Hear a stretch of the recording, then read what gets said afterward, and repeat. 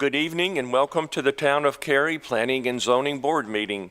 Thank you for joining us tonight. I now call this meeting to order. Our board clerk, Julie Mitchell, will take roll call for this evening. Thank you, Chair. For the record, the following people are present: Sal Camarada, Boshana Etten, Chris Johnson, Mike Roselli, Stephen Crutchfield, Sean McAndrew, Andy Coe, Jeff Moncrief, and Ken George. Thank you. Thank you. The Cary Community Plan will continue to be the guiding document for this board. Our role is to function as citizens advisors to the Town Council, who will make the final decision on all rezoning matters. Your citizen inputs based on the Cary Community Plan play a very important role in advising our town leaders. While this is a public meeting, it is not a public hearing. There is no opportunity for the public to speak during this meeting. If you do have comments about any of the items discussed tonight, we encourage you to reach out to this town staff by email or phone. You may also reach out to board members through email. You may also contact the council members directly through email or during any public speaks out portion of regularly scheduled town council meetings. These meetings may be streamed live on the Town of Cary website and will be posted to YouTube. All past planning and zoning meetings are available to view on YouTube. First up tonight is the adoption of tonight's agenda. Would someone like to make a motion to adopt the agenda? So moved.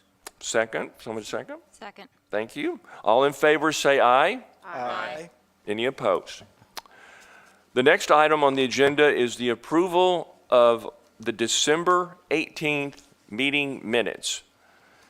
Everyone's had an opportunity to scan through them and look at them. And unless there's any changes requested, would someone make a motion to approve the December 18th meeting minutes? So moved. Second. Very good.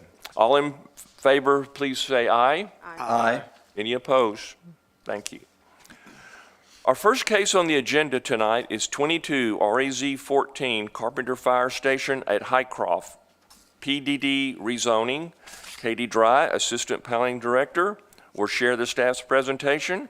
Following her presentation, the applicant will share their remarks. All board members will have an opportunity to ask questions of the staff and the applicant. Thank you. Thank you. Well, good evening, Chair and members of the Planning and Zoning Board. This is a request to rezone 5 properties totaling 19.5 acres on Carpenter Fire Station Road in between NC 540 and Highway 55. The rezoning request is to rezone from transitional residential conditional use in residential 40 to planned development district minor. The properties are located outside of Cary's corporate limits, but inside our ETJ. Annexation will be required prior to development plan approval. The site is adjacent to the Cameron Pond subdivision and Carpenter Fire Station Road, as well as Highcroft Road. It's just across the street from a future Cary neighborhood park. Other developments in the area include Carpenter's Point, Carpenter Fire Station PDD, Apollo 55, Bexley, and Channing Park. This assemblage is currently occupied by detached dwellings, manufactured homes, and an automobile sales and service business. The property's northern boundary runs along Morris Branch. Additionally, Cary's GIS maps indicate a few potential streams on the site, but field determination of those features would occur at the time of development plan review.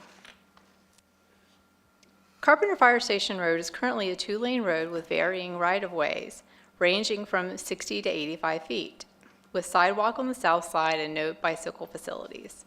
The Carpenter Fire Station Road capital project will widen the road to a 4-lane median-divided 105-foot right-of-way with curb, gutter, enhanced medians, and street lighting.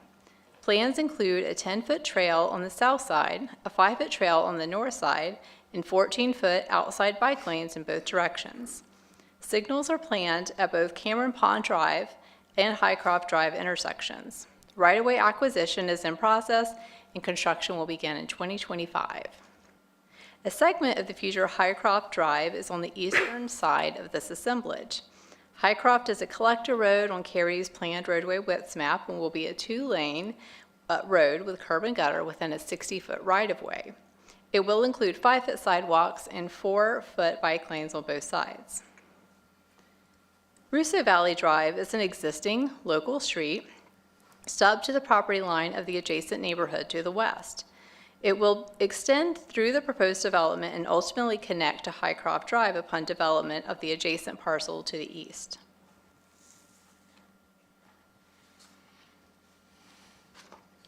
Carpenter Fire Station Road is identified as a future transit corridor in the Cary Community Plan. While there are no immediate plans for fixed route transit in the vicinity of the subject property, a pad for future service has been included as a condition of this rezoning.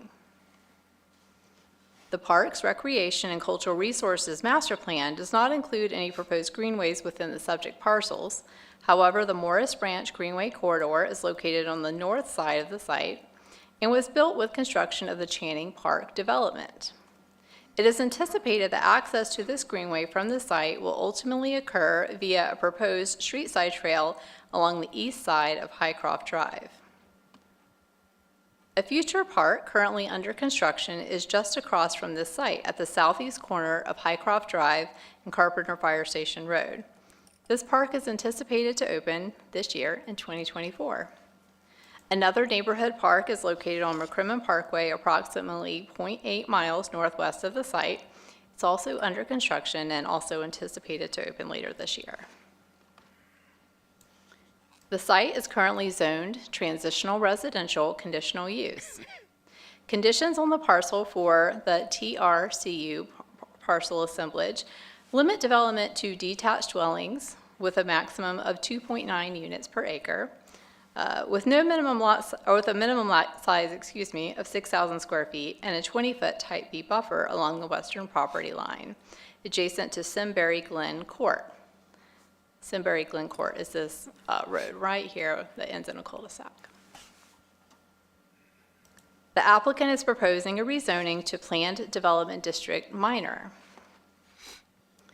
This Planned Development District includes a master plan, which I'll walk you through. It includes several development pods that identify area for 325 multifamily dwellings. This would be the maximum allowed multifamily dwellings within these areas. Up to 25 townhouses, 3,000 to 5,000 square feet of commercial uses, and 15,000 square feet of community gathering area, which would include a pool and a clubhouse. The master plan also includes a provision to preserve 3 champion trees, 2 of which would be within a community gathering area, a proposal for a 50-foot type A streetscape along the residential component and a 30-foot type C streetscape along the C1 parcel, which is the non-residential component. There would be a 50-foot type A buffer along the southern and western portion of the property, along with a 100-foot building setback that you can see is identified with this blue arrow located here. So no buildings could be closer than 100 feet to this property line. As you move further up on the site along the western side of the property, they're proposing a 30-foot type A streetscape transitioning down to a 15-foot type B buffer. To the north, there would be a 100-foot riparian buffer along with a 20-foot type A buffer. Those can be overlapping. Continuing on with describing the site would have 3 access points, which would include 2 roundabouts. The roundabouts would also serve as a traffic calming device to help slow traffic in between developments. And access points would occur along Russo Valley Drive, Carpenter Fire Station Road, and then eventually stubbing to Highcroft Drive. This also includes a provision for pedestrian routes throughout the site, which would include varying widths as called out by the master plan. Some are 10 feet, others are 7, and then others are 5.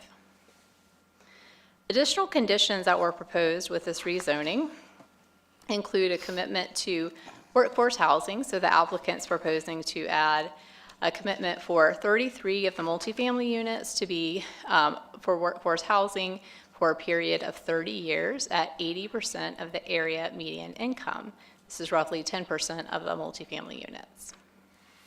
We've also committed that 90% of the multifamily units would have balconies or covered patios, 10 electric vehicle charging stations on the site, and a commitment that there will be a delayed opening of a vehicular connection to Russo Valley Drive until the 300th unit has requested a CO. So essentially what that means is the Russo Valley Drive would not connect through until the site's nearing completion of construction, therefore prohibiting essentially construction traffic from accessing that road. Staff's completed an analysis of this request using the Cary Community Plan. We found that policies from the Live, Work, Engage, Shape, and Move, as well as Serve chapters apply. When looking at the Live chapter, we note that the proposed rezoning would expand housing choices for residents, particularly within existing neighborhoods. This policy aims to enable Cary's households to age within their own communities and provide opportunities to change housing types as their needs shift. We also note that the proposal would address Live policies by providing residential development on infill sites and supporting affordable and workforce housing. By providing housing, it helps to support a growing and diversifying workforce and therefore further policies from the Work chapter. And the commitment to constructing trails that connect neighborhoods to greenways and the future park, this proposal could be addressing policies found in the Engage chapter. As part of our analysis looking at the Live chapter, we also looked at the mix of residential units within a mile of the site. This map illustrates properties within a mile boundary, looking at how they're used. And the next slide, I'll cover what that percentage breakdown looks like. So we'll talk a little bit more about that. So with this particular slide that we're looking at, sites that are zoned and developed for multifamily are called out in the salmon color, pinkish color. Mixed use, which is any site that has multiple uses on one site, such as this one where they're proposing townhouses, multifamily and commercial, is identified in the darker blue. A single family detached is identified with the lighter shade of blue, and then townhouses within the beige color. So when we take a look at what this looks like from a percentage breakdown, when you first look at the existing housing mix, we note that 39% of the units currently are multifamily, 28% are townhouses, 33% are detached single-family dwellings. When you add in what's existing in the area plus what's either under review in the Town of Cary's plan review group or under construction, the number for multifamily increases to 50%. Townhouses to 24%, and single detached units at 26%. We also looked at how the percentage would shift with this rezoning added in, and you can see here under the third column, the number of multifamily units, the percentage would increase to 52%, with 23% for townhouses and 24% for single unit detached dwellings. So continuing on with our analysis, when we look at the Shape chapter, we note that the proposal could further shape policies that recognize the growing public preference for mixed-use development in walkable communities. Shape also supports infill development and underscores the benefit of capitalizing on public infrastructure.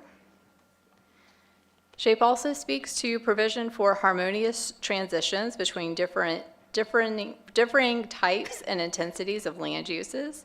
It embraces the use of natural buffers within the built environment. The proposal could also support the policy by looking at the building setback that's been added, as well as the use transition that's been provided with the townhomes in between the single unit detached dwellings and the multifamily that's been added. The Shape chapter also looks to maintain Cary's attractive visual quality by encouraging high-quality development with exceptional design. The applicants propose to speak to these policies through the provision of conditions, one of which is to include balconies and patios for 90% of the units, and also to provide a pool, clubhouse, and increased community gathering area around 2 champion trees that they will be preserving on the site. The Future Growth Framework map designates the site to be within a mixed neighborhood development category. Mixed neighborhoods call for a substantial variety of housing types, unit sizes, lot sizes, and densities. Predominant uses within mixed neighborhood can include single-unit detached, townhouses, and multifamily. Incidental uses within the mixed neighborhood development category could include small format neighborhood commercial located on the edges of residential areas.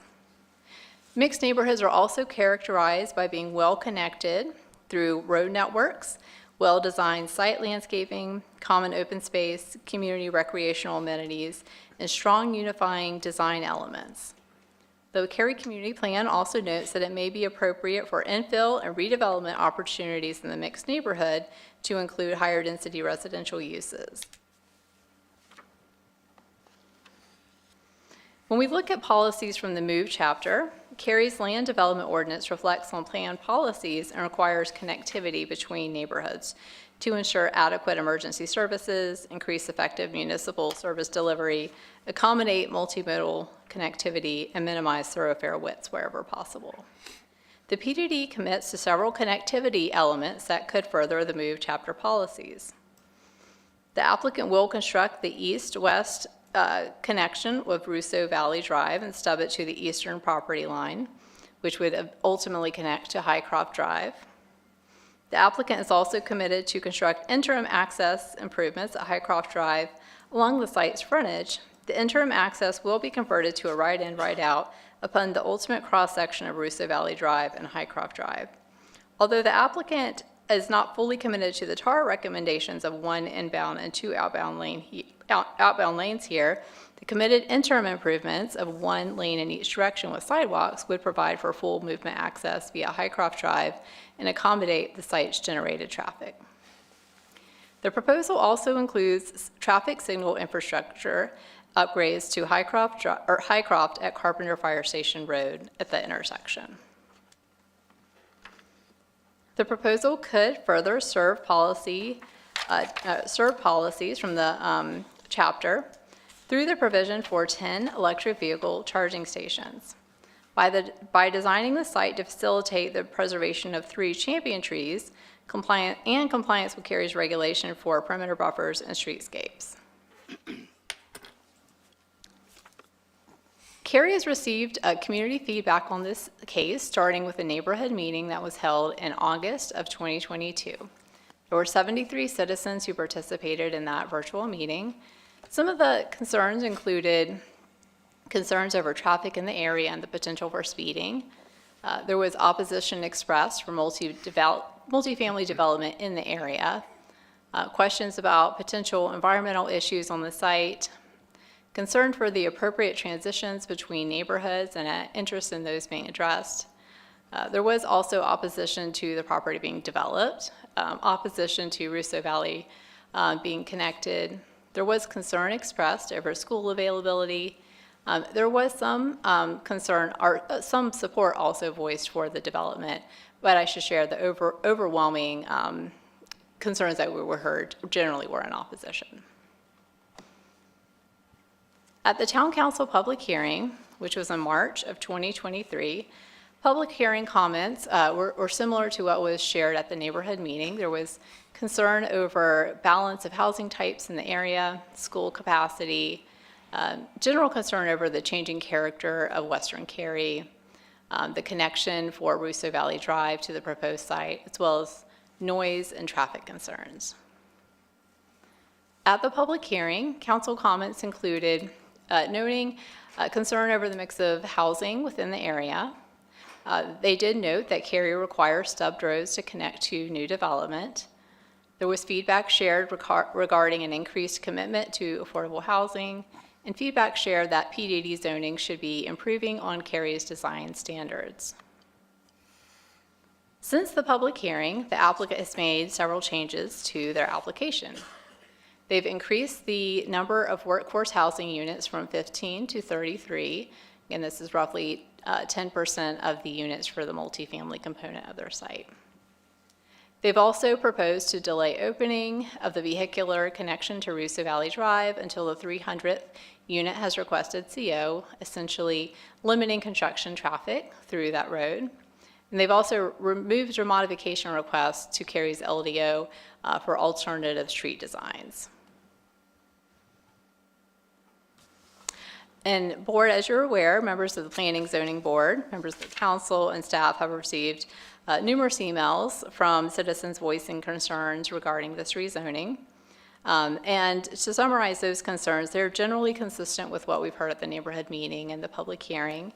The concerns generally are including the following, but not limited to: concern over increased traffic and vehicular connection to Russo Valley Drive, the mix of housing in the area, and concern regarding multifamily being developed next to detached dwellings. Staff has completed our analysis with the Cary Community Plan, and we looked at policies from the Live, Work, Move, and Serve chapters, as well as the Shape chapter. We, after completing an analysis, generally are finding the case to be consistent with the Imagine Cary Community Plan. Key considerations that we looked at that required some further evaluation from our perspective were around policies on transitions. So within the Shape chapter, there's guidance on how transitions can be achieved. One is through the use of form transitions. So we note that adjacent to the single unit detached neighborhood to the west, this site would be increasing building height. So the townhouses would have an increased building height of up to 45 feet. Our ordinance limits the building height to 35 feet, so they'd be increasing that. And then there also would be some massing when you get to the multifamily development. When we look at use transitions, we do note that the applicant did take care to address use transitions through putting the townhouses in between the neighborhood to the west and the proposed multifamily development, so you don't have the multifamily directly adjacent to the single unit detached neighborhood. And we also note that the applicant did employ the use of natural buffers and separation. So they proposed increased planting areas, they've increased the buffer widths in between the two uses, and then they've also proposed a building setback to ensure that the multifamily units are no closer than 100 feet to the western property line.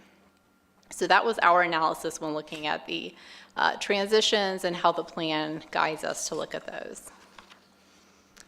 So as you know, board, you are able to look at the Cary Community Plan and provide your own analysis of this case using the policy guidance. And if it's helpful, some questions that this board could consider would be looking at the proposed uses and making a determination if they're appropriate, specifically looking at the guidance that's found in the mixed neighborhood designation of the Shape chapter of the Cary Community Plan.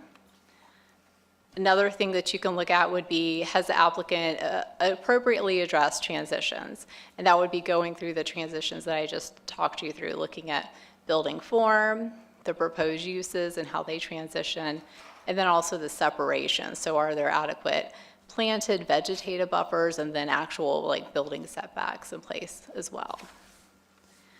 You could also look at, have transportation and mobility policies been addressed? Those are found in the Move chapter. And that would be looking at the use of traffic calming through the provision of the two roundabouts that are being proposed, the delayed opening of Russo Valley Drive, as well as interim improvements at Highcroft and Carpenter Fire Station Road and pedestrian improvements. And so this is just an example of how you can kind of think through your determination. These are just a few sample policies that we pulled and some of the ones that we as staff looked at. And you can certainly add and subtract additional policies as you see fit. So this concludes my presentation. The applicant's representative, Jason Barron, is here to share their overview of the request, and following that, I'm available for your questions. Thank you. Thank you. Thank you.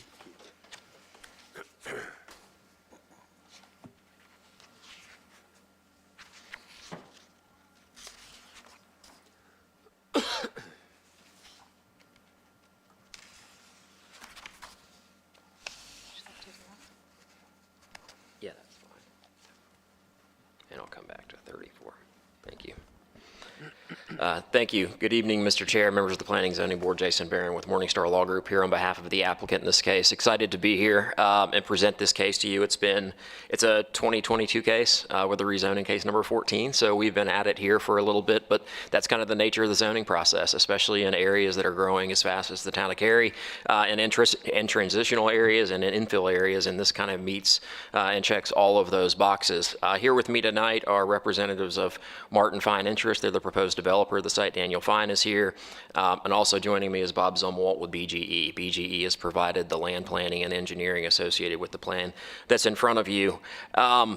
Katie has done an excellent job in kind of providing a thorough overview of the case itself. I'd like to take a couple of minutes just to talk about the location of the site relative to kind of the macro area that it's proposed to be located in, kind of where it stands right now, where it ultimately will grow up to be, and then talk a little bit about the manner in which we believe we have carefully crafted conditions around this rezoning and crafted a master plan that ensures that the policies that live and breathe in the Cary Community Plan have in fact been satisfied by this case.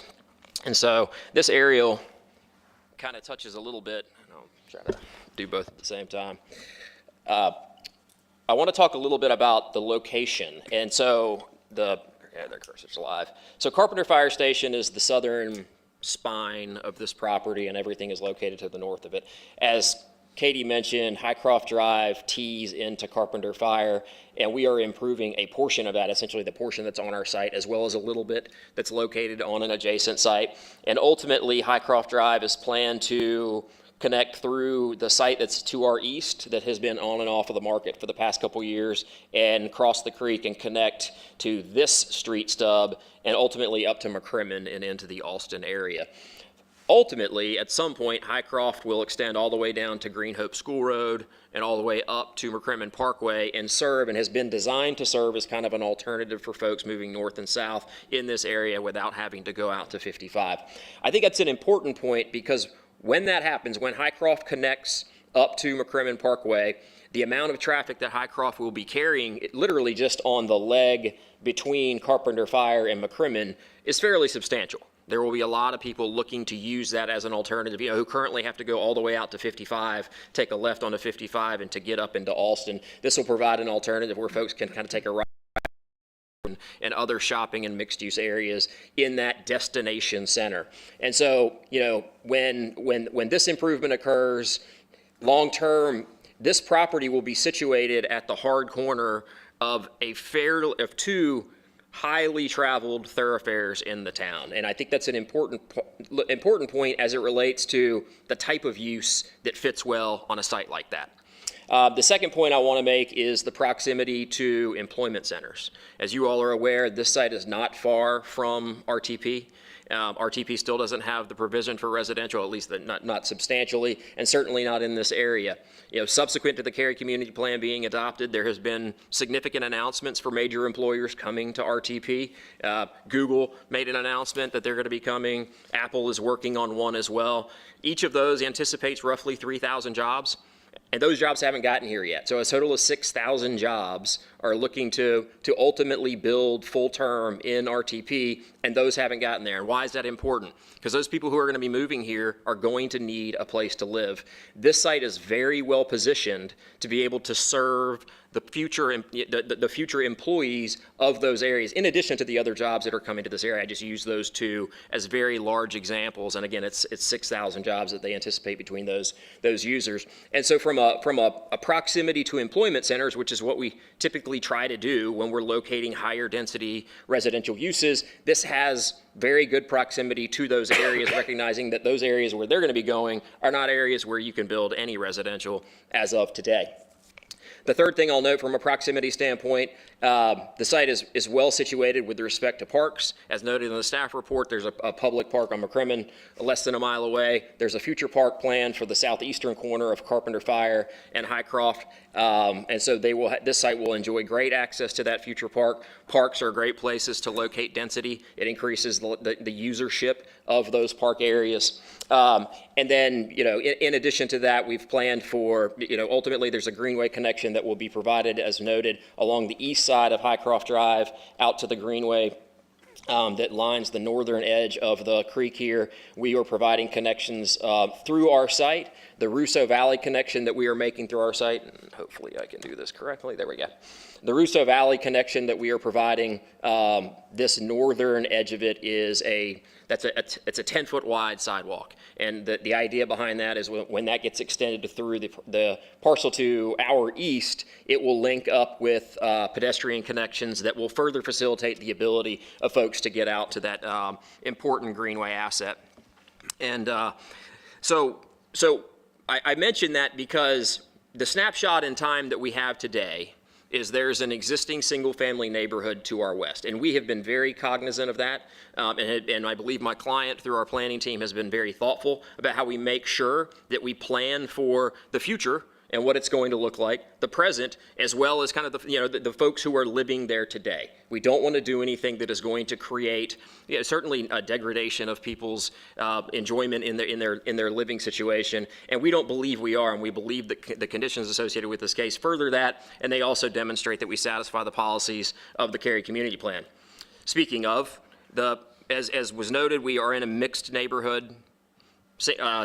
Multifamily and townhomes are a primary use in the mixed neighborhood designation, and small commercial is also appropriate. So again, we're kind of addressing those three types of uses. That is a secondary use. And so we believe that from the land use type, we're in the right category, which is what I do in every case. When a client calls me up and says, hey, I'm looking to do something, I'm always going to the Cary Community Plan first. What does the Cary Community Plan say? Just from the basics of what are the types of uses that we want to have here, and this plan that's in front of you is reflective of those recommendations. As was noted, we have champion tree preservation on the site. Not only are we preserving 3 champion trees, we're not removing any champion trees. And it's the rare case, especially multifamily, because multifamily is larger footprint. It's, once you get into grading a site for multifamily, it's kind of tough to be able to make that happen. We've been able to not only preserve the trees, but we're not removing any champion trees. Additionally, and Mr. Zumwalt does an excellent job when he prepares his master plans. Not only are we preserving these 2 champion trees, they're kind of the focal point of the gathering area. There's a 15,000 square foot community gathering area that's being located, and those champion trees are going to serve as the focus, kind of the pulse of where folks would gather in this community. And so, again, it's not just that trees are being preserved. They're being preserved in a way that they're being incorporated into the development. Folks that can live there will be able to enjoy them. It will provide, just for a better experience for future residents, and I know my client is very excited about that. There was conversation related to transitions. We recognize transitions are incredibly important because, again, we have a single-family neighborhood to our west. And so we have been very intentional, our team has been very intentional about transitions with respect to use. Again, ultimately, the eastern edge of this property is going to be Highcroft. It's going to be a heavily traveled right-of-way, so we've located the commercial uses at that hard corner. And again, that's a minimum of 3,000 square feet, maximum of 5,000 square feet of commercial uses. Then we transition away from that to multifamily, and those multifamily, it's up to 325 units. Those look to be around 5-story, they're 4-5 splits is what they call those. And then transitioning down to townhomes adjacent to the single family. And so we're providing transitions from a use standpoint, kind of going from the Highcroft and Carpenter Fire hard intersection, transitioning down to the residential areas.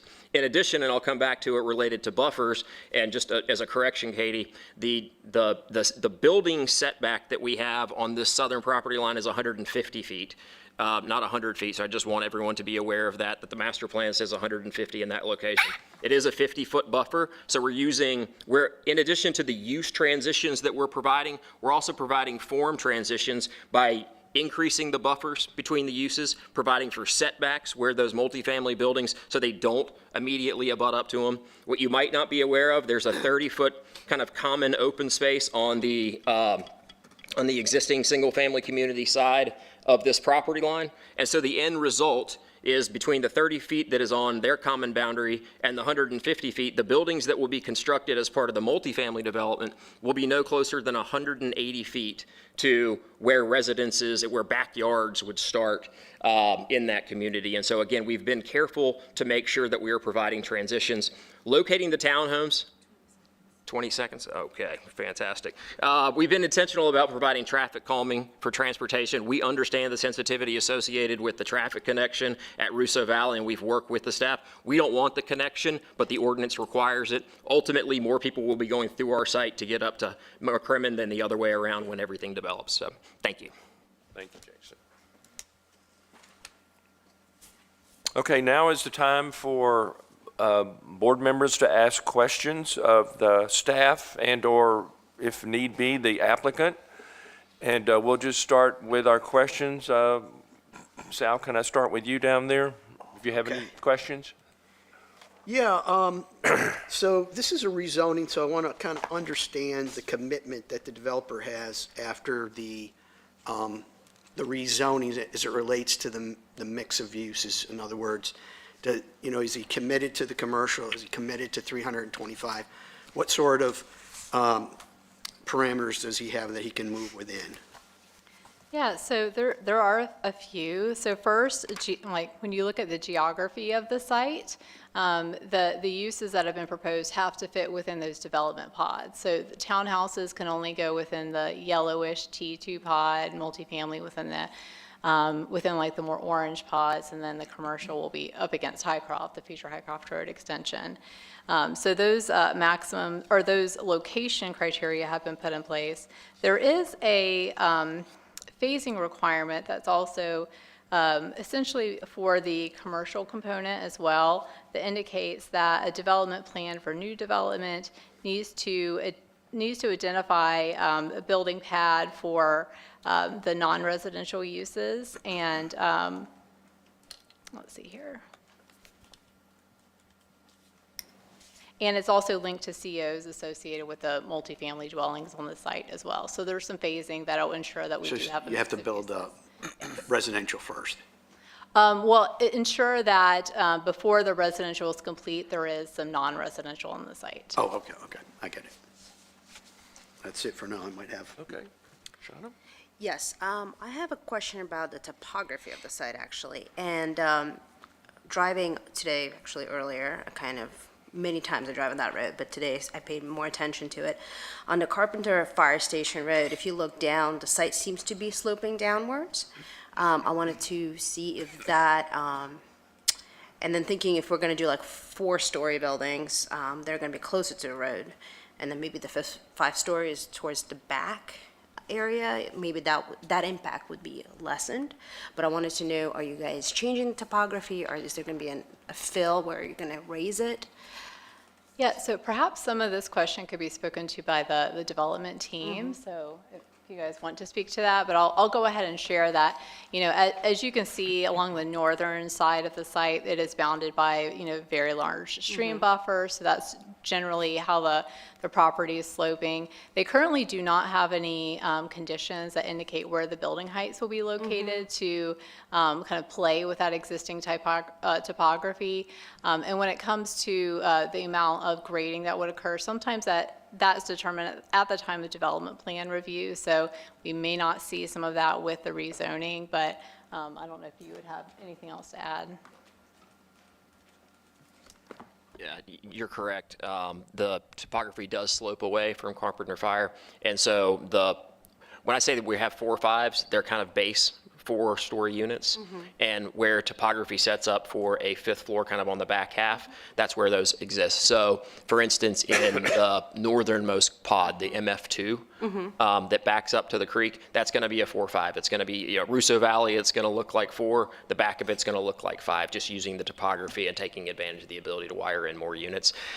At this stage in the game, we have a pretty good understanding about how topography goes, but we're not at the engineering stage in the game. We're going to work with the topo. Some dirt will move around. We have some fixed things in that regard, so we have less flexibility than you might otherwise think, because the Russo Valley connection exists where it currently is. Carpenter Fire exists where it currently does, and the Champion Trees exist where they currently do. And so in terms of how the engineers get to work on this site, even though it slopes away from it, you have to work with those fixed variables because you can't change those things. As a point of clarification, so even though the site's logically laid out that way, so that way you may have the building heights laying out in a certain way, that's not technically part of the rezoning at this stage. So we can, deduce that would occur based on how the topography is laid out, but it's not part of the rezoning. Thank you. Couple questions. First off, you mentioned about the Carpenter Fire Station schedule. Did you say, was that a town-initiated project or DOT-initiated project? It's in conjunction with both. Like a lap project? I believe. Or something like that? But it's committed? Yes, Okay. yes, that's You said it correct. was going to be built around like 2027, is that what I heard? Construction should start in 2025 is what we're Okay. anticipated at this Okay. point. And so there was nothing required by the developer for that frontage at all? It's already been captured inside that future project? Part of it will depend on the timing, but yes, right-of-way acquisition is already underway for this area.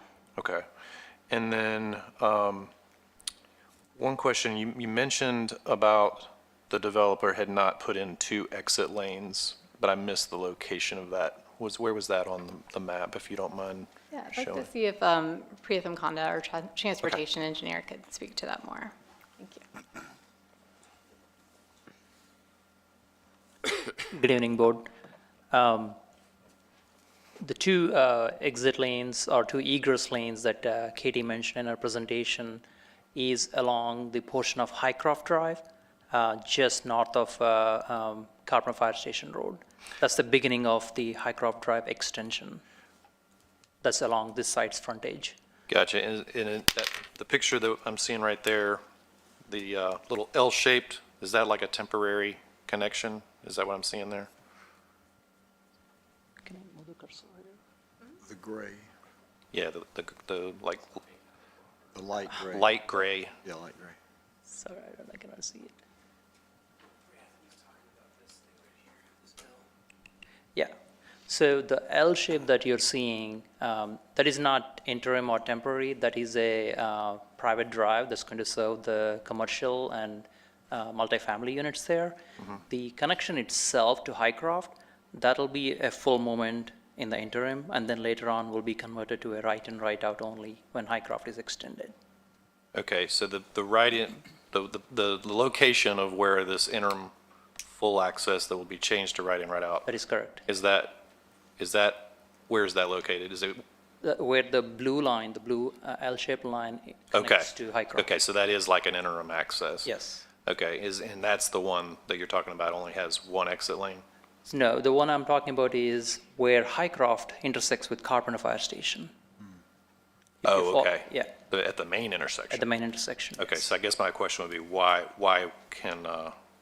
is there not 2 lanes being provided if that was what was in the impact analysis? Yeah, my understanding is that it's, that area would have to be acquired from the property to the east.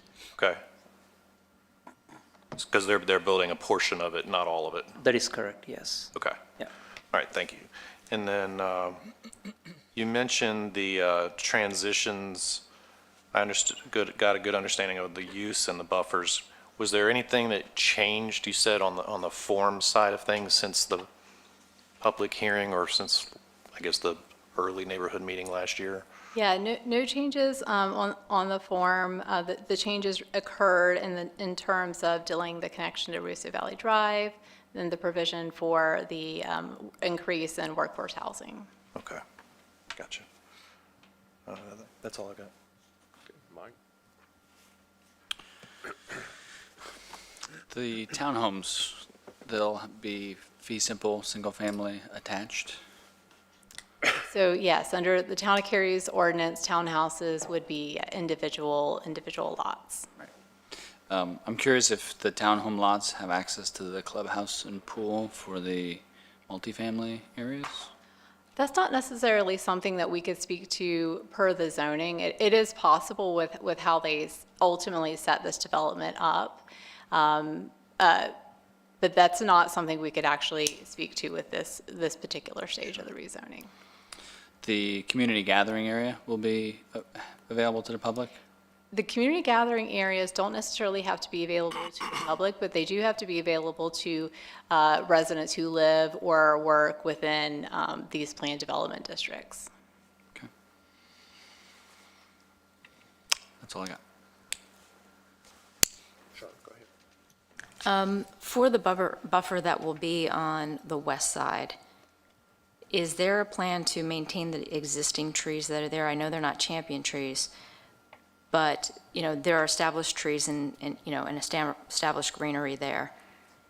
With something going so tall, is there a plan for the developers to keep the buffers as much as those tall trees as they can to, again, facilitate? Because if that's raised, regraded, then you're starting with trees that are 10 feet tall instead of, the larger trees that are there that, can provide some of the actual buffering to begin with. Yeah, during the development plan phase, the town of Cary requires a tree ordinance to be submitted for any development plans. And so with that, our ordinance does encourage to the fullest extent preserving existing trees within buffers.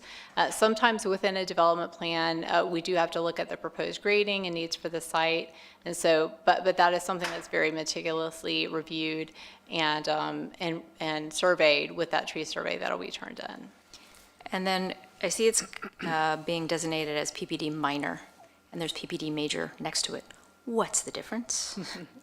There's actually not much of a difference. So a PDD minor is any site that has at least 10 acres and meets the requirements for a PDD.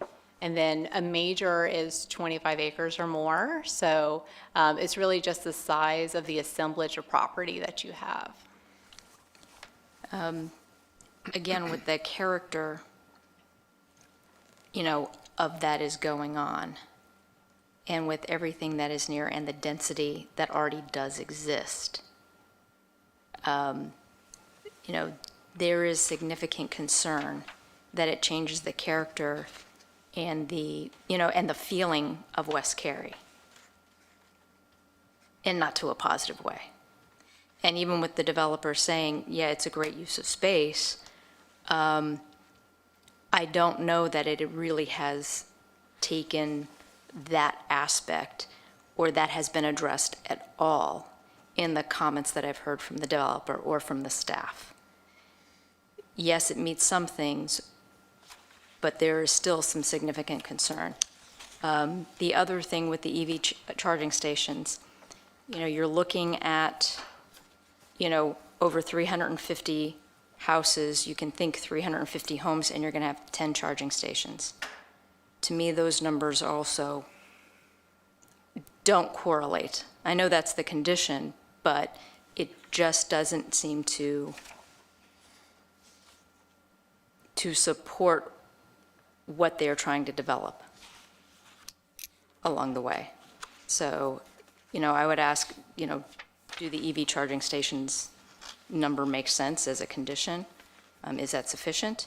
If that is something that we are, that we actually value, and then understand the buffers, but looking at the whole of that area,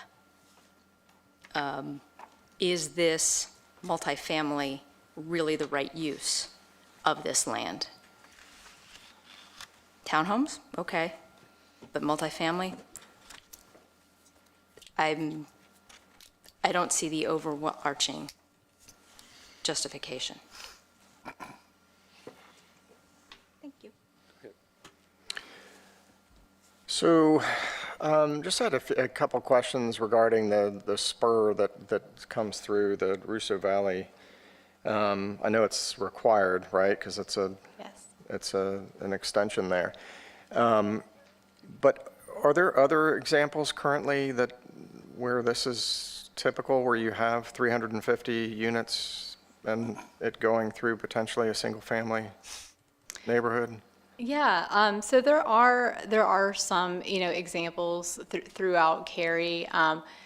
And looking at the uses that are immediately adjacent to the fact that the applicant is proposing townhomes in between is serving as a use transition. So that's something that's taken into account as well. But there are a few examples throughout the town where there are neighborhoods that connect to other newer developments, and we'll continue to see more, as sites continue to develop, especially infill sites where you have undeveloped properties that are developing next to adjacent single-family neighborhoods. Well, transition could be one concern, but my main focus was just the number, like literally 350. Like, when you're connecting to newer development, that doesn't necessarily tell me the whole picture. If there's 350 units in that new development, that would be more meaningful. So I was just curious, like, is there precedent for that many homes? I guess I'm more worried about the numbers versus the transition, if that makes sense. Yeah, good question. I don't have numbers off the top of my head Okay. that I'd be able to share with you tonight. Yeah, because I was curious, you had mentioned a few minutes ago something about there would be more people going through the single-family home development versus the other way around? No? Opposite, I think. Opposite, yeah. More going through the apartments because they'd try to get to Highcroft. Why would you backtrack to go through a smaller road to take? Yeah, Main artery. yeah, because Highcroft, so most people in Right. Cameron Pond would go When- through this rather than these people going through Cameron Pond, I think is what I Okay. heard. I didn't know if that was done from a traffic study or that's just what you'd expect. I didn't know. How did you? I don't know if we got a traffic expert or not. And I'm definitely a traffic expert. We retain those. The comment that I was making about kind of the ultimate future build out of this area, including the Highcroft extension up to McCrimmon, and that once that's connected, the natural driving pattern for people who want to get up to Alston is they're going to want to use Highcroft. And so there's probably going to be more people from Cameron Pond going through the apartments in order to get, or the townhomes and the apartments in order to get up to Alston rather than the other way around. And just for your edification from a traffic standpoint, and I did a poor job of managing my time, so shame on me. The traffic study shows that during the AM peak hour, our site generates 29 trips through Cameron Pond, and during the PM peak hour, it's 36 trips. And so what that means is there's one vehicle roughly every 2 minutes during that PM peak hour and then that AM peak hour, making their way from our site as of today through Cameron Pond. That'll change when Highcroft is built. So I just wanted to answer the question relative to the point that I was trying to make, but also to help you understand what the traffic study shows with respect to what's on the ground today. Okay, that's helpful. Yeah, I just think as in general, though, I would feel for folks that are living in that single-family subdivision with that additional traffic. That would be, if I live there, and I don't live too far from there, but that would definitely be a concern. I don't have any other questions. Thank you. So just talking a little bit about the conditions, Carpenter Fire Station Road and Highcroft, and I know that the traffic study suggested some things, and there are going to be some interim solutions offered.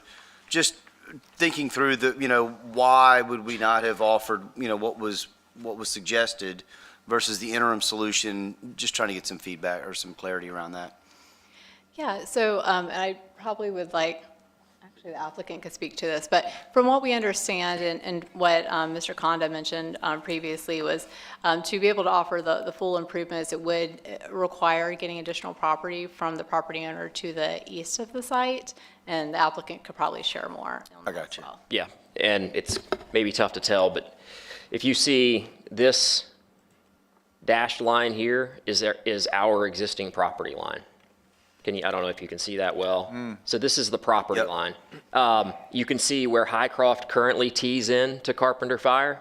And so what that results is, in order for us to be able to build the full intersection, we have to be able to go onto somebody else's property and build on their site. That site is, has been on, like I said, on and off of the market. At some point it'll develop.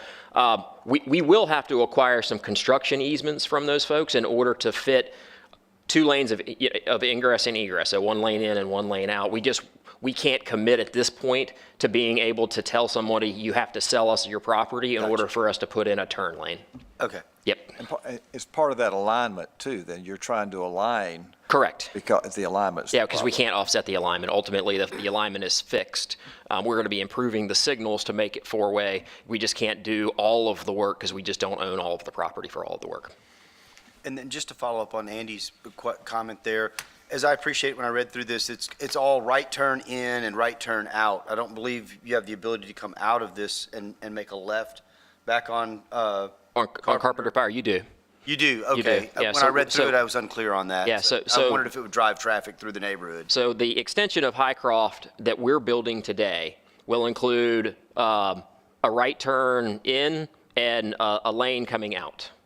And I say, actually, it's a left turn in. So this is a full movement intersection. Okay. It's just 2 lanes rather than 2 lanes with a turn lane. That turn lane component is the only thing that we're missing from that. So you do have the ability to head east from our site by accessing this signal rather than going through the adjacent community and going out to the signal that's planned at their front door as well. Okay, that's what I was trying to clarify. I appreciate it. Thank you.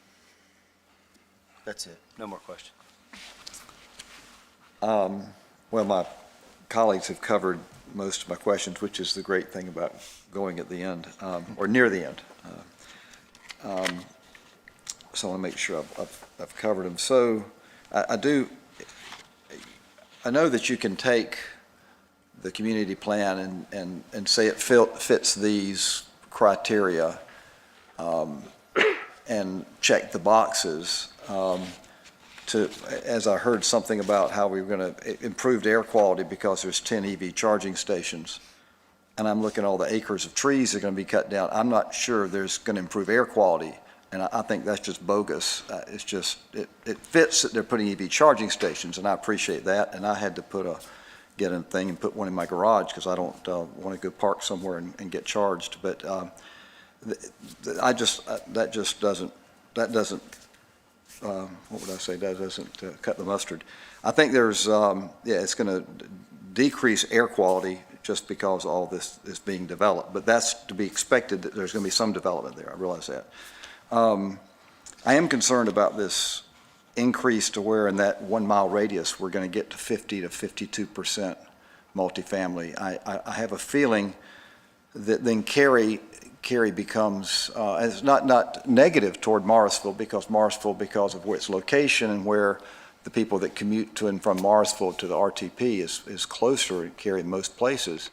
I think the majority of people in Morrisville live in apartments. The majority, it is an over 50% community, as I understand it. I may be wrong on that, but I've heard that number.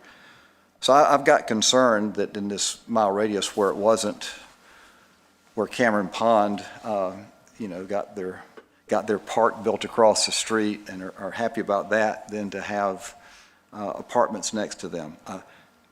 So I've got those thoughts. I very much appreciate this transition. I do appreciate the whole, I think it's very well thought out. This is exactly I think what we envisioned with the Cary Community Plan of transition is that this is the natural transition, but like you say, it's the sheer number.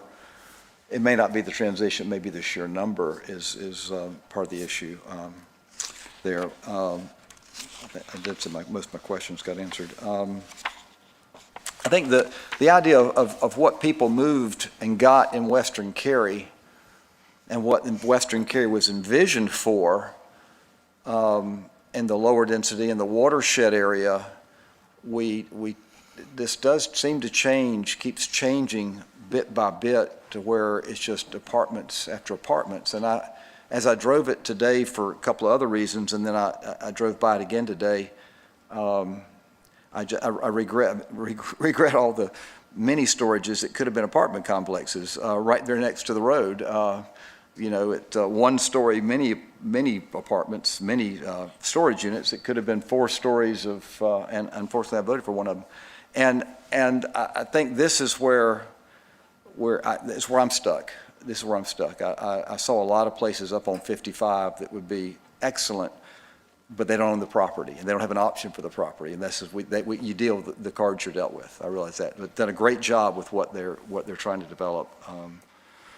And it's a great place for 350 families to be near a park. I think it's an ideal place for people to commute to RTP, and more jobs are coming. This is not going to stop with 3,000 at Google and 3,000 at Apple. It's going to keep going, and where are they going to live? being along a corridor. As I understand that, when you said a mass transit corridor, this is Carpenter Fire Station Road is one of those corridors for buses or future bus routes, right? Yeah, so currently there's not bus routes along, but it could be a future bus route. And we're anticipating being able to look at that further, which is why there would be a provision for a transit stop along the frontage. Yeah, it's ideal for that with the apartments there as well. Let me see if, I have question marks, see if they all got answered ahead of time. I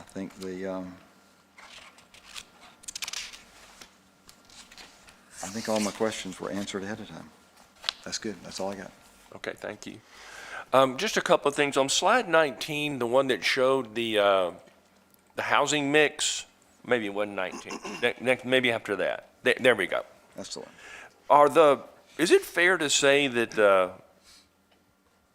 the detached homes are really, they're all there today, and there really isn't any more coming in this area that would, I mean, so that's just going to drop.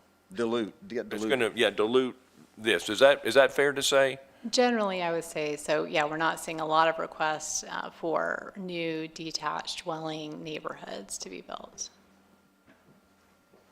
And, okay, and just, I'm going around here. The townhomes and the multifamily that's near the current detached, I just want to make sure I heard that right. They could be 4 to 5 stories tall, the way it's proposed in here? Yes, that's correct. So the townhomes, they're proposing a building height of 45 feet. And that's 10 feet above our ordinance standards, which is 35. And so the number of stories on those could just depend on generally how tall the interior is. And then for the apartments, generally around 4 to 5 stories is what they're proposing. So is that a condition or? Yes. Yes. That's one of the conditions that you're asking us to look at tonight, right, is the height? Yep. That's How does that fit in with the community plan? Absolutely. That's a part of transitions that the board could consider as you're making your determinations. Let me just run through the heights really quickly for Sure, you, please. for your review. So and while I'm doing that, let me pull up give me a moment, and I will pull up the master plan again so we can have that as a reference point. Okay. So they're proposing for pod C1, and that's the commercial pod, the non-residential pod. Could you point to that with your, if Yes. you don't mind? C1, this kind of Okay. pinkish color. There would be a maximum height of one floor, so that would just be a single-story building when it was Gotcha, built there. okay. And that fits in with like the neighborhood commercial that's being proposed here. For the multifamily, which is all of the pods that are more of like the orangish color, they're proposing up to 5 floors for those units. And then for the townhomes, which is the yellow here, they're proposing up to 3 floors. But again, the height would be potentially up to 45 feet. It could be less than that, but that's what they're proposing. So, as someone said earlier, the buffer seems to be pretty generous, quite frankly, but with that kind of a height, they're going to tower over any existing trees if they're even staying. So the neighborhood's going to be able to see this intense development, basically. Potentially, yes. And then the town makes sure that lighting is always pointed away and down, and so they shouldn't have a light pollution coming from the buildings, but it still will be there. Right, the town requires cutoff fixtures and all lights to be pointed down, and we do review lighting during the development plan review process to ensure that what's being proposed is in compliance with our ordinance requirements. Okay, and then it was said earlier, but I just want to reinforce it, the town would not demand, but require Russo to be extended regardless. Is that fair to say? Yes, that's a town requirement of our land development ordinance. Okay. And I think that is it for me. Okay, that is it for me. Thank you. Does anyone else have a question that popped in their mind? Go ahead. You made me have a couple of questions. So I do think the 180 is is generous. I'm trying to think of another example. So the hotel that was approved on Weston Parkway, maybe in 2018 or 19, they did a balloon study or whatever, and it was 7 stories, or to be 7, was that? I think roughly, and I'm going off of memory, but that sounds too. about Rough right. memories, And they rough. did have a balloon test, you're correct. And I believe they were even closer than 180, because I met with the neighbors. And there's another example, I guess the example was also given up by where they changed the name of that, up behind the Waffle House by US 1. There's a neighborhood, and what makes it difficult to see the hotel is the distance you are from the hotel. As it gets further away, it just, you have to, and I think they showed that they couldn't see, so I don't think it's an assumption that they're going to be able to see the apartment buildings with 180 feet of trees, especially if they keep what's there.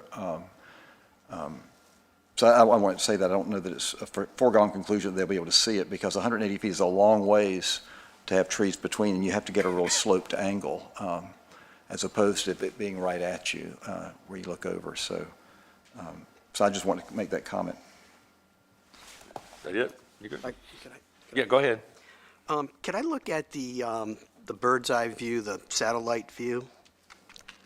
Yes. Yeah, let me pull up a good slide for you.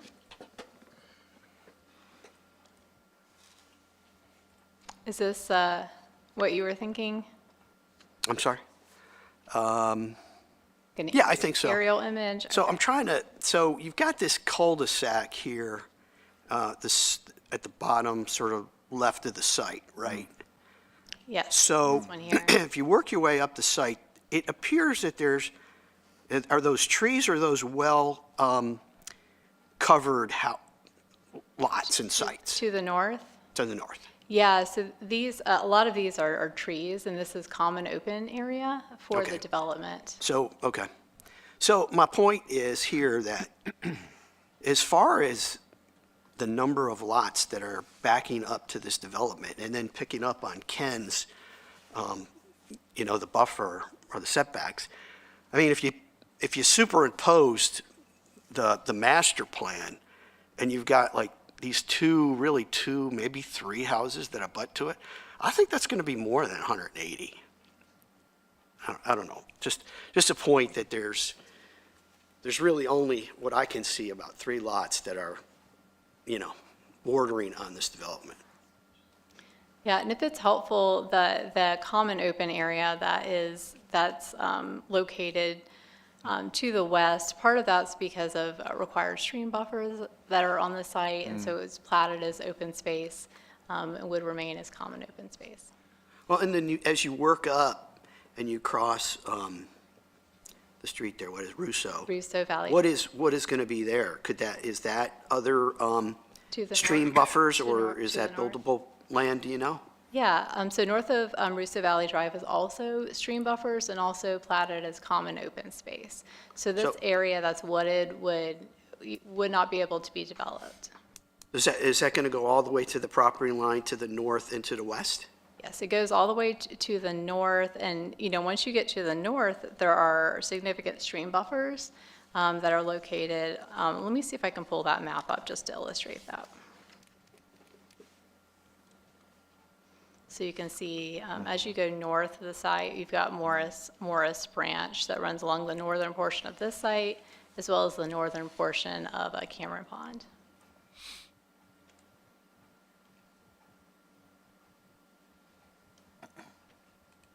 Okay. Okay, so there's not much. Well, there you can see it right there. There's like 3 lots that are up against this site, and really 2, but, okay. Thank you. One more? Okay, I think we have one more question. Was there any discussion with staff on architectural elements and commitments? Yeah, so the applicants did commit to a requirement for balconies, and let me pull that up really quickly. So they committed that 90% of the units, the multifamily units, would have balconies or covered patios. And so that would be their architectural condition. And then, of course, they would be required to meet all requirements of our community appearance manual, which has architectural commitments as well, and requirements. Does the community appearance manual mention architectural elements, materials, colors to be in harmony with adjacent development? In general, we would be looking more at what's proposed across this site and to make sure that it's incompatible with what's being developed with this site. But in general, we would also be looking at, the materials, the color, to make sure it has a good compatibility. Thank you. I guess I have one last thing, and I don't know if it's an appropriate question, but the question would be that we didn't, if Mr. Barron said he didn't use his time wisely, is there something else that we are missing to hear, and that he ran out of time? Is that a fair question? Was there a burning statement that covers any of the stuff we've covered that he missed? Because I want to have all the information possible. The only thing I was going to include in my remarks was reinforcing the workforce housing component, and noting that housing affordability is achieved in a variety of ways. One of them is with zoning conditions, ensuring workforce housing. Another one is with supply, and increasing the housing stock. And that, what we've been trying to do is try to balance the town's strong interest in workforce housing and affordable housing and all of these other competing policies. Yeah, that's all. Thank you, though. Thank you. I had one more. Okay. Mine, sorry. For the 5-story buildings, is their cap of 60 feet or is it more? Yes, I believe it's 60 feet. Let me Okay. just confirm that for you really quickly. Yes, 60 feet. Okay, that's great. Yeah. Because that puts them probably below some of the trees if they do keep some of the existing trees line. Okay, we're going to go ahead and close the question session, and we're going to move forward to our favorite time. Would someone like to make a motion for 22 REZ 14 Carpenter Fire Station at Highcroft PDD rezoning? I believe our motions will pop up on a screen magically. There they are. Thank you.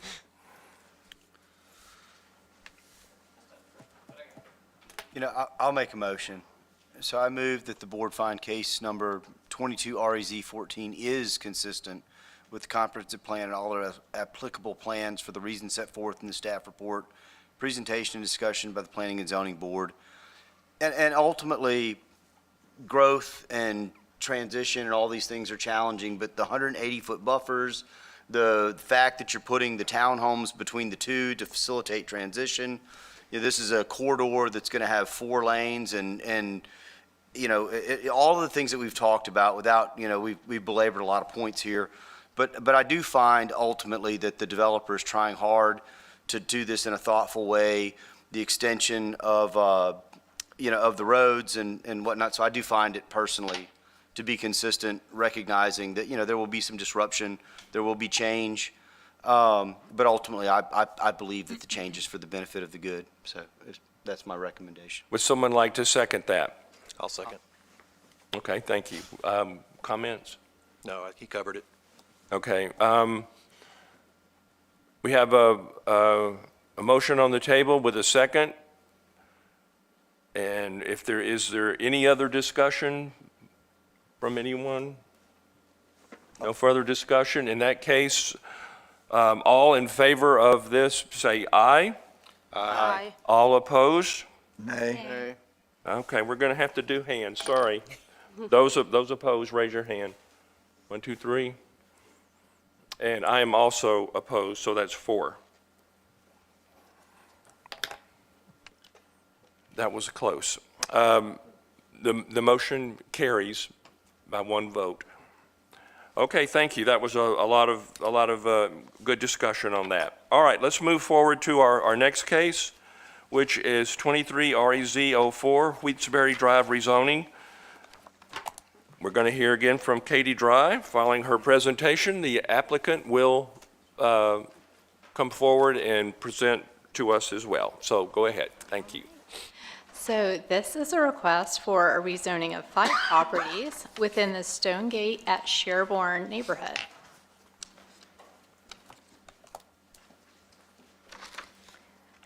This request is, well, let's just reset our framework really quickly. It's very different from many rezoning requests that you typically see.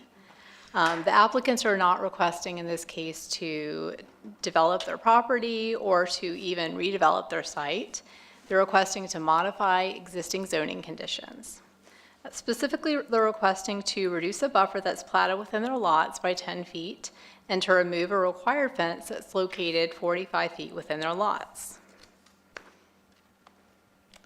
So let's start by giving you some background on the request.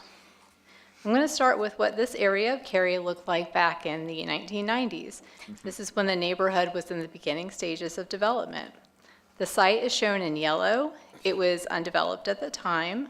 And to the north of the site was the Harmony Hills neighborhood. It included just a few large lots.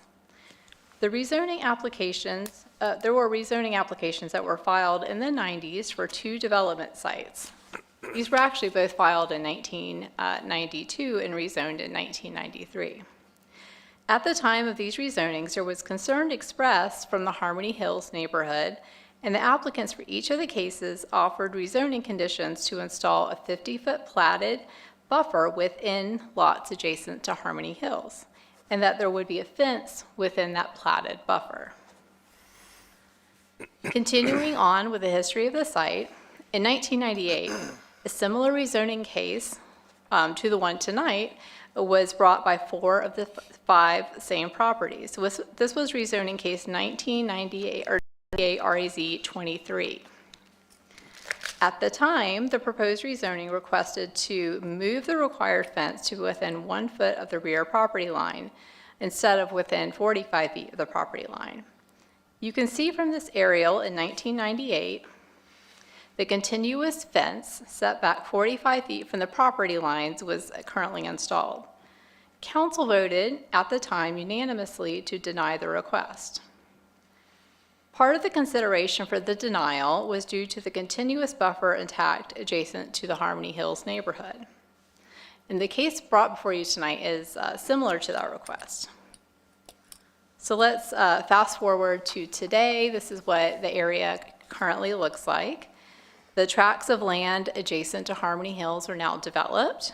You can see that the large lot neighborhood for Harmony Hills is still mostly as is. There has been, within Harmony Hills, 1 lot has been divided into 2 lots, and so now there's a total of 6 lots within that neighborhood. And 3 of the 6 have now annexed into Cary.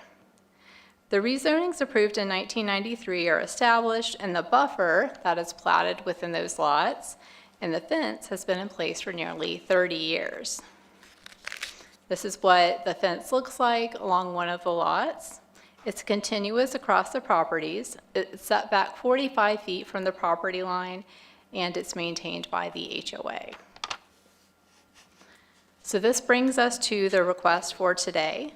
The applicants have indicated that the existing fence has led to unclear property boundaries, challenges for maintenance within the buffer, and lack of access to a portion of their rear yards.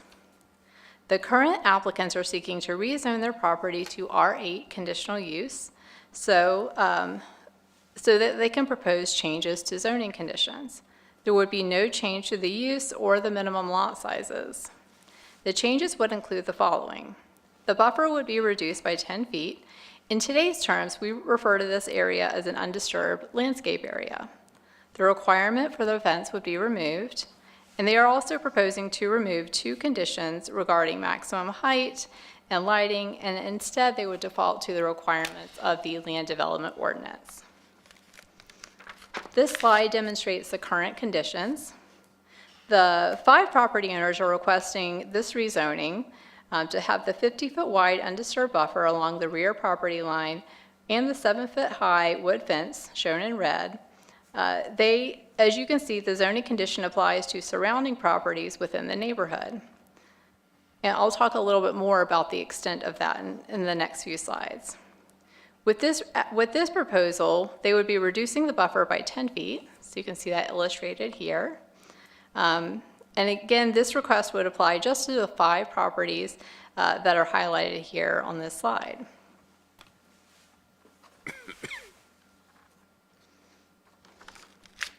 So I want to talk a little bit about what the makeup of that 50-foot undisturbed buffer is currently.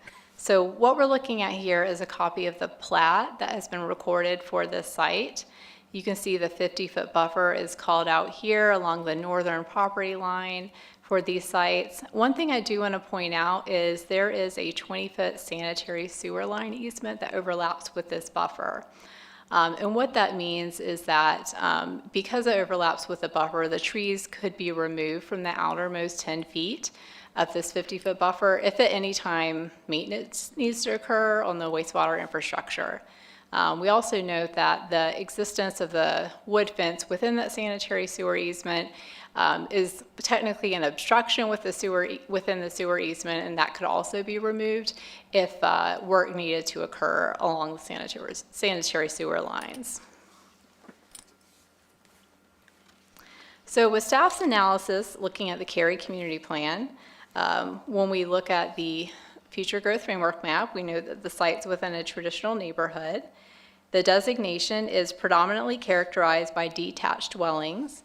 The use and the lot sizes are not changing, so they would remain consistent with the designation of the plan, which again is traditional neighborhood. When we look at policy 6, which is transitions, we note that the applicant is proposing to reduce the required buffer next to Harmony Hills by 10 feet and to remove the wood fence. Again, like I noted previously, that outermost 10 feet is already within a sanitary sewer line easement, so this is an area that could currently be disturbed today. The overall, and so because of that, the overall intent of the vegetative buffer as a transition strategy is maintained with the 40-foot landscape condition. And that again is because of that outermost 10 feet within the utility easement.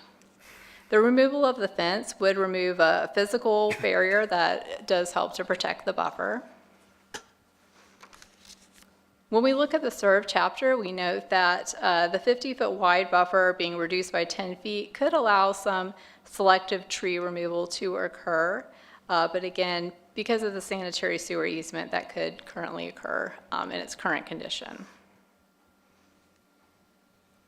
Staff facilitated a neighborhood meeting on May 3rd and July 12th of 2023.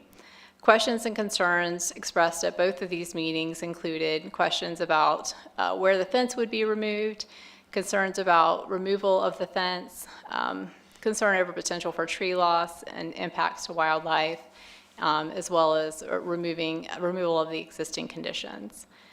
In general, for both of these meetings, some citizens expressed support, some expressed concerns, and others had questions. So there was a mix of feedback that we received at these meetings.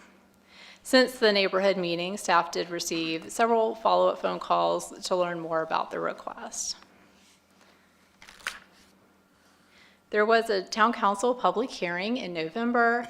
At that public hearing, there were public comments, some objecting to the request to remove the zoning conditions, others requesting to keep the fence. There was some concern over continuous gaps or gaps that could occur within this what is now a continuous fence. There was also support expressed for the request. So again, somewhat of a mix. Council feedback included just noting the presence of the sanitary sewer easement that already compromises the buffer as well as the fence within that easement. Also noting that this type of condition, which would be installing a buffer on private property for single-family detached, would not be accepted as a practice today.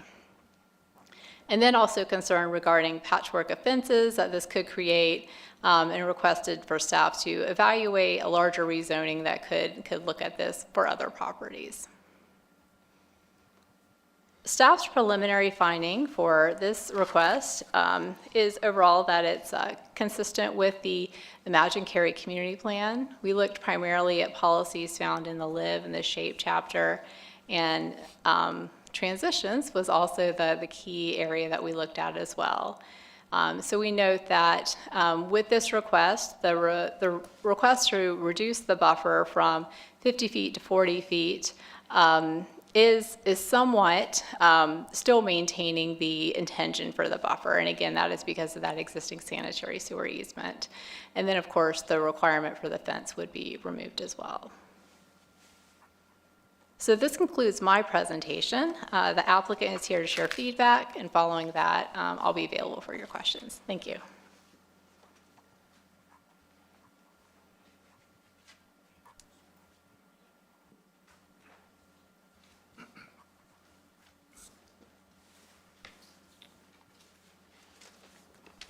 While she's handing that out, hopefully you got my email from January 4th. This is the same attachment that was in that email that I sent to all of you. And Katie kind of stole my thunder. I was going to introduce this as, well, now for something completely different. Not a typical zoning request. We've lived in the second house from the east since 1998 and have had this fence looking at us in the backyard for 25 years. And finally are making this request to see if we can make that go away. Katie had an older picture, older than the ones I have. The first page of the handout shows 1992, and as she mentioned, there were 5 property owners back there, actually only 4 houses at the time. One of the properties did not have a house on it. All those properties were in unincorporated Wake County when the original zoning happened. They were not in the town of Cary. 3 of the now 6 properties have been annexed into the town, mostly to get access to sanitary sewer because the lots won't perk for well and septic. There was, Katie mentioned, they proffered these conditions of the zoning. In 1992, 93, there was a protest petition that could be filed by neighbors. And in order to avoid the protest petition, then a developer would go into an agreement with the neighbors, which is what created these constraints. So the developer said, okay, we'll develop with these constraints and you pull your protest petition away. The protest petition requires 3/4 majority vote, which is 6 out of 7. So developers generally needed to get rid of the protest petition. And so that's how they came about. Now, there are actually 8 conditions. As we've gone through 2 neighborhood meetings, the public hearing, the only conditions that are being discussed are the fence and the buffer. The other conditions had to do with the construction, the height of the houses. There was one about lighting. There was about blasting, about a hydrologic study, some other things. Those haven't been discussed at all. Those aren't an issue. It's just the buffer and the fence. So now, fast forward 25 years, which is the second page. And there are now 6 homes. Actually, 4 of those are new. 2 of the original homes have been demolished. And you can see the amount of clearing that's taken place for the 2 houses to the west, the one that's immediately behind our zoning request. That property is one that is annexed into the town of Cary. And then the one next to that they pretty much clear cut the whole 3 or 4 acres that they have right there. The location of the fence has led to some confusion with our neighbors over who owns what. When I have made it over the fence to get some trees so they wouldn't fall and knock over the fence, which maybe I should have let them do that, I was asked what I was doing cutting down trees, behind the fence. And so there is confusion about who owns that at times. During the neighborhood meetings and emails with our neighbor, we offered to discuss a compromise, and that was declined. But the original zoning, we said we just want to use the LDO code for what buffer is required. We've offered this 40-foot buffer as a compromise. The required buffer is 20 feet, 10 feet either side of the property line. So we're offering 4 times what's required. And as Katie mentioned, we're actually offering to keep the buffer, the effective buffer that's there. The sewer easement overlaps by 10 feet. The sewer easement was cleared when the sewer line was built. What's grown back in that 10 feet is certainly not champion trees or anything like that, but it has been cleared. But despite our trying to reach some kind of a compromise, that has been declined. Sorry. So there were several objection letters, objection emails from the Harmony Hills neighborhood behind us. So I just want to address their concerns. The one letter was from a property owner that's actually on the far northern side, so this really doesn't affect them. The other was from the whole group, but really the context of this is that for the 5 lots that we're asking for, it's one property owner that's next to us. And with our commitment of preserving the wooded buffer, really the only item in dispute is the fence, right?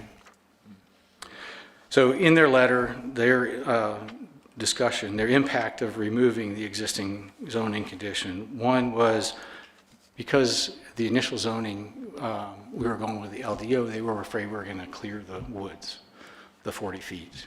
And now, with that condition in place, that's not the case, but they were concerned about preserving this unique urban wooded habitat, which is interesting when they cleared about 3 or 4 acres on their property. But they are concerned that the elimination of the fence, the only thing that's really a concern, would create safety and security concerns. As I said to town council, I find that a little bit offensive. We're not a security concern for a town of Cary neighbor. That it would be detrimental alteration to their property.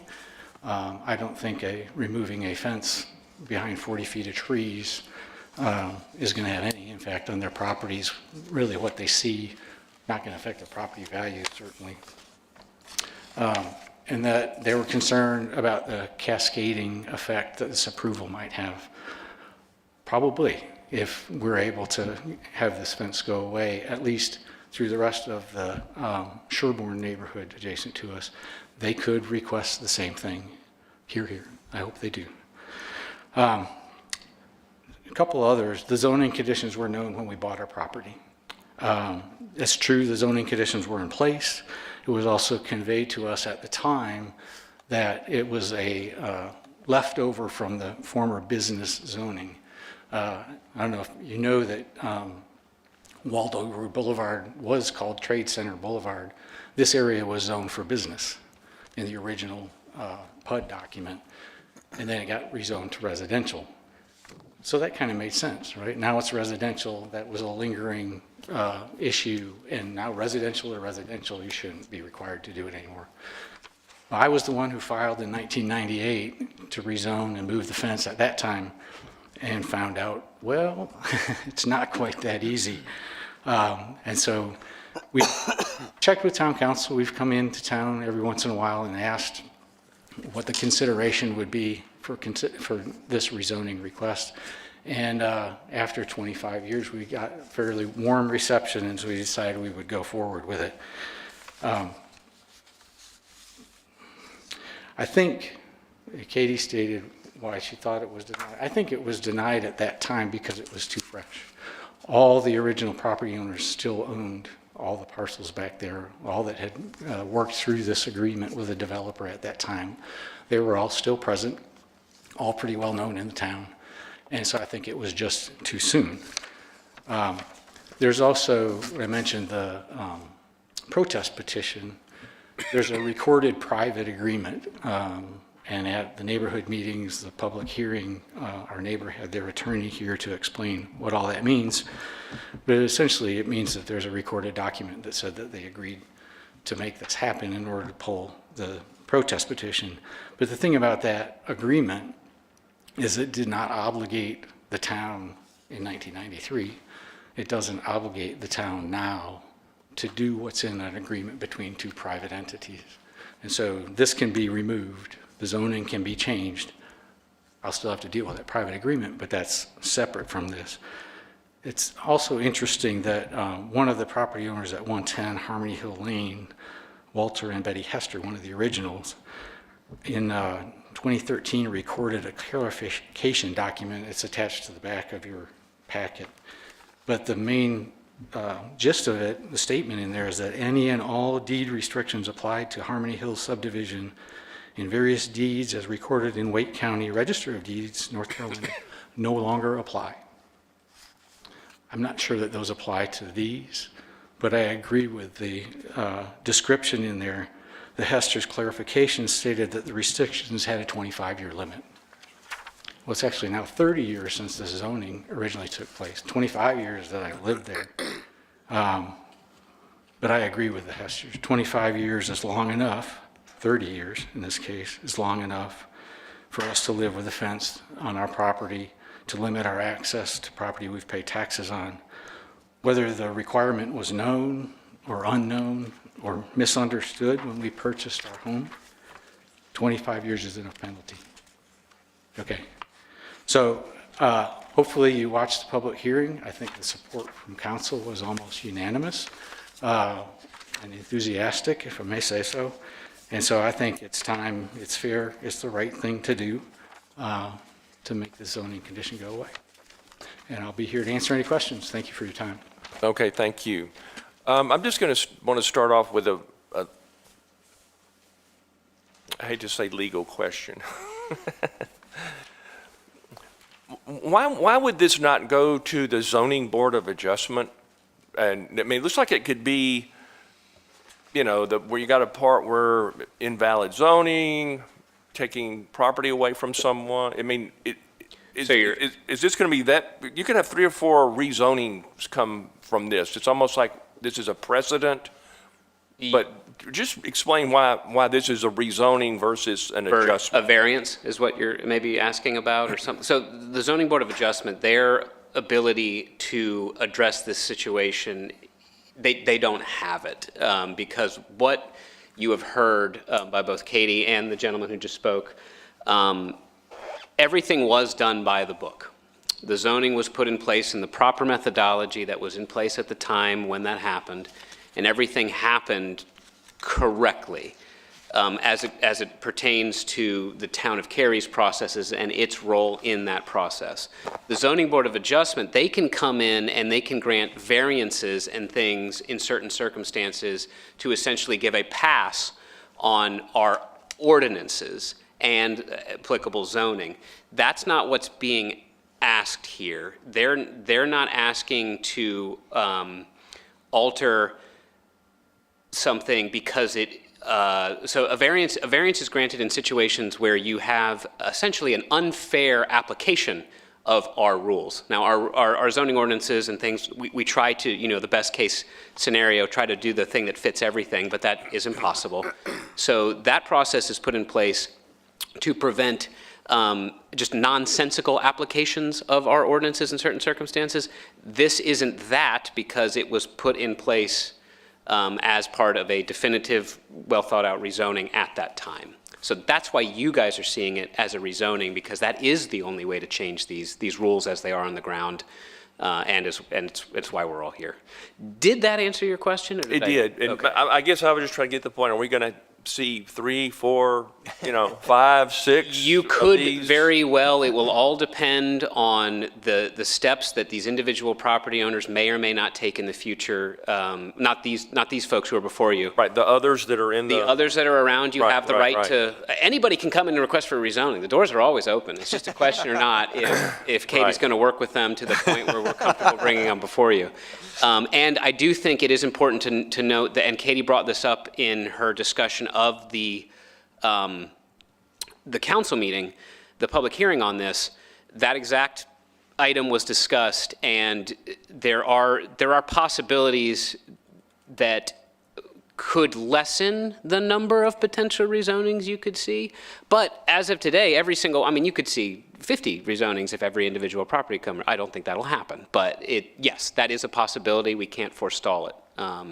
This could result in more coming before you of a very similar type. For our deliberations here tonight, should focus just really on this and not really think about the others, or what are your advice? Correct, because what you're doing now is your job as a board is to make a consistency determination on this request. Is this request consistent with the community plan? The community plan I haven't read the whole thing, but I'm pretty sure it doesn't have a section in it about waterfall effects, right? So if it does, if I'm wrong, then yes, you can use that as your consideration. But tonight, the job you guys have before you is this. Just this one, and Just really this not focused one on thing. all the potentials, like you say, 55, 0. We just don't know, but we can only decide about That this just means we one. got to spend more time together if we have. Oh, of course, that's what we love. Okay, thank you, sir, appreciate that. Okay, I just wanted to kind of set the stage with that for everybody else. Ken, we can start down on your Yeah, end. right, more questions. I've heard this undisturbed buffer discussed as an undisturbed buffer, and I know that when you're in a stream, it's probably literally means undisturbed. What does it mean they can't put azaleas here? What does this mean, an undisturbed buffer? Yeah, so no land disturbing activities could occur. So what that means is during time of construction, no trees could be removed, no equipment, touching the site, tree protection fencing would be in place. And what it means for an individual property owner is you cannot request a building permit to build a shed or a pool within that buffer area. Accessory dwelling unit? Correct, yes, correct. Now, within an undisturbed buffer, if you are to add a shade-loving plant, just a small plant, that's something that could be added into the buffer because Okay. you're not actually disturbing the Okay. existing vegetation that's there. That's the key thing. Okay, that was my question, that first question. Then the second thing to follow up, there was a concern, I guess, brought up in the letter about wildlife, how this might somehow, moving the fence would disturb. I can't see how, but moving the fence helps wildlife because they like to migrate. Our backyards, we see deer nightly or more every morning because they're crossing Cary Parkway or crossing Lake Pine and walking through people's yards that don't have fences. So I don't quite understand that. So I tend to think the wildlife will flourish with the fence gone. That's my. Okay, yeah, No questions. okay. No questions. Thank you. Just for sanity's sake, there's nothing, once they move, if this is approved, there's nothing saying they couldn't put a fence for their own house at the 40-foot buffer themselves if they so chose?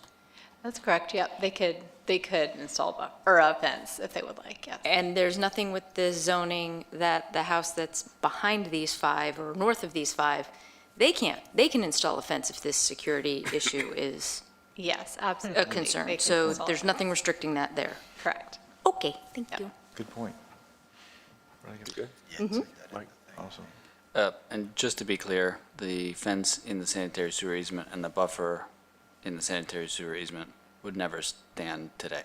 Correct. Yeah, fences are an obstruction within a sanitary sewer easement, so that would not happen today, correct. No more questions. No questions? I just want to clarify about that. If the owner of that northern property decides to build a fence, would it be where that buffer ends, so that top yellow line, is that where he can, or they can put their fence if they wanted to? Yeah, so they could put their fence, up against their property line, but no further than. Okay, so where's that top yellow line that we're looking Correct, at right yes, now? yeah. So Okay. this wide yellow line, they would need to determine exactly where their property line is, and they could put it up against their property line. Okay. Or further back. Okay, I just Wherever want to they- clarify that that's what that it could potentially happen if they decide that that's what they want. Any questions? Yeah, just a matter of clarification here, because I was having trouble understanding, but I think I figured it out finally. So with the fence there, they actually don't have access to 40 feet of their land, is that it? That's correct. Okay. Yeah, the back 45 feet of their land. Correct. Thank you. Any further questions? We'll go ahead and close questions and move to motions. Would someone like to make a motion for 23 REZ04 Wheatsbury Drive rezoning? And motions are on your screen. I would. Go ahead. I move that the board find the case number 23 REZ04 is consistent with the comprehensive plan and all other applicable plans, or applicable, whichever way you say it, for the reasons set forth in the staff report, presentation, and discussion by the Planning and Zoning Board. Would someone like to second? Second. Okay. comments, Ken, since you made the motion? I think we met to go over this maybe 2017, and I encouraged it to happen. So this is exactly what I think I wish there were a way around it, but this is what I said they needed to do and hoped they would, so I'm happy. Awesome. Any other? No. Okay. Any other comments from anyone? We'll go ahead and close comments and move to voting. All in favor, say aye. Aye. Any opposed? Carries unanimously. Okay, that is the end of our cases for this evening, but we do have some new business. Casey Schumacher Georgiopoulos, Director of Community Projects, will be sharing some words regarding updates to the Imagine Cary Community Plan. So thank you. Thank you very much for having me back. So tonight is a continuation of a presentation we did last spring. And at that moment, we were letting you know that we were working on an interim update to the Imagine Cary Community Plan. And tonight, I'm happy to come back to you to share the update is ready for public review. And you all have a copy of the update in front of you, or the portions that are being updated, and I'll go over that in more detail. I know that there are, while they're familiar faces, there are new familiar faces to me, there are new faces on the board. And so I just want to take a moment to recap some of the slides that you saw last spring, and then we'll dive more into what's changing and the process that will occur going forward. So just a reminder, why do we do planning in Cary? And our planning initiatives is what has created the systems and the processes that make Cary the great community it is today. And by capturing the vision of our community and our leaders, Cary is an action-oriented community that wants to keep thriving. And so that graphic to the right, again, it's not just about staying on top of the arc, but it's about moving on to the next phase, what's going to keep Cary great. And so, again, if we start talking about the 2040 Community Plan, we also refer to it as the Imagine Cary Plan or the Cary Community Plan. I think you guys should eat a gummy bear or something every time it's mentioned at your meetings. That'd be a fun game, huh? The plan was adopted in 2017, and it is Cary's comprehensive plan.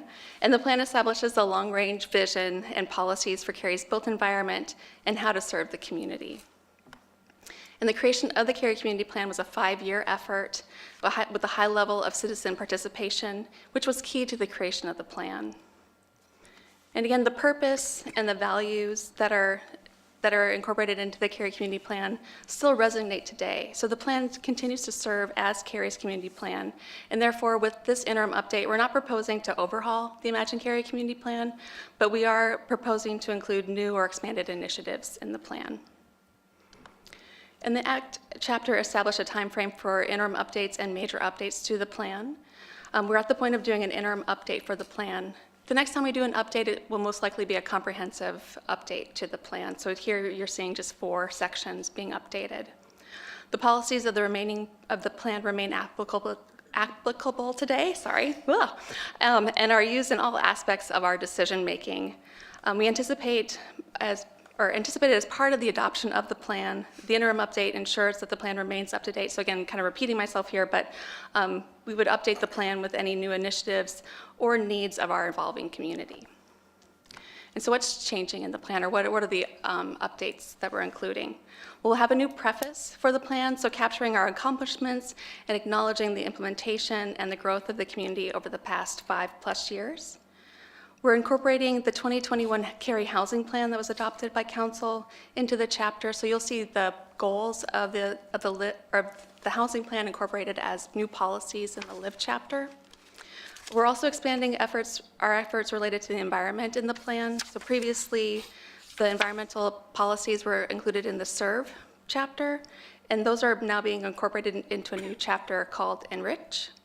And then we're updating the SERVE chapter because of some of the changes within creating the Enrich chapter, but also focusing on our evolving community and how we plan to serve the community in the future. And you might be wondering about, what are these other plans? Because I think I've come and talked to you about the PRCR master plan happening. So similar to how we're incorporating the Cary Housing Plan policies, we'll also be updating the and coming with comprehensive updates or comprehensive plan updates for future plans as they're adopted and in order to incorporate them into the plan. So the plan is still to come forward once the PRCR master plan and some of these other plans are updated to do comprehensive plan amendments and incorporate them into the Cary Community Plan or update, as you see here, the Engage chapter, which is made up of some of these plans. And so how do you review the plan? The draft is available on Cary's website now, and I will be sending you a link in the morning, a direct link. So you're welcome to take the hard copy you have with you today. If you don't want the hard copy and you just want to do it electronically, feel free to leave that. We'll be environmentally sensitive and reuse that for a different board and commission. But it is up online now. And we're using the same tool as the Urban Forestry Master Plan used for their comment period, or for their review and comments on the plan. So it's all loaded into that system now for citizens to comment online in that plan. And then in order to see what's changed, you all are familiar with how we track these changes based on seeing them as comprehensive plan amendments or as LDO amendments. The current draft is just text for ease of review. So the final draft will look prettier than what you see today. So you might be wondering, where are the graphics and where's the beautiful images that we see in the Cary Community Plan? We will incorporate that after this initial draft review. We want to make sure that you're focused on the text and what's incorporated there. That's really the main changes to the plan. And then just as we would for an LDO or comprehensive plan amendment, you'll see the strike-throughs in the red text. The preface and enriched chapters are new to the plan, and so those are just in plain text. So you won't see any strike-throughs or red text in those. That's all new text. We just left it as black plain text. And so in the live and serve chapters, you'll see this markup formatting of black being no changes, or just normal text being no changes, the red text being new text being proposed, and then the strike-through being proposed text that's proposed to be deleted, excuse me. And so then the process for reviewing the draft is available, actually, it's up online now, but we said tomorrow, just in case it didn't launch correctly. So the draft will be available from the end of January through the end of March, so a little over 60 days of a public review period. During that time, we're going to all the boards and commissions and the task force in order to give you an update similar to what I'm giving you tonight. And then we're going to come back to you, and we're going to come back to you at your March meeting. And we're going to go back to the other boards at their March meetings as well to get feedback and their comment, and in order to give them time to review the plan, but then also come back and have a conversation. Scott's actually going to lead that March meeting, so I will not be here for that. I apologize, but you'll be in good hands with Scott. And then once we have all the comments gathered, we'll do the updates to the draft. We'll put it in the graphic framework that you're used to, and then we'll continue through a typical public hearing process. So presentation to council, for the public hearing, coming to you all for the presentation, and then in action, and then back to council for hopefully approval of the draft. And with that, I'm happy to answer any questions. You're welcome to email me with questions. And if you don't want to spell out my last name, you can email 311 and they'll send it to me. Thank you very much for that. And I know there's some board feedback, but I'd just like to volunteer this board. If you need something, if you need 2 or 3 people, I'm sure you would not have any problems getting volunteers from this group to give you citizen input. So don't hesitate to call upon us if you need it. Well, I do hope that you all spend time with the draft and put in comments as you need to.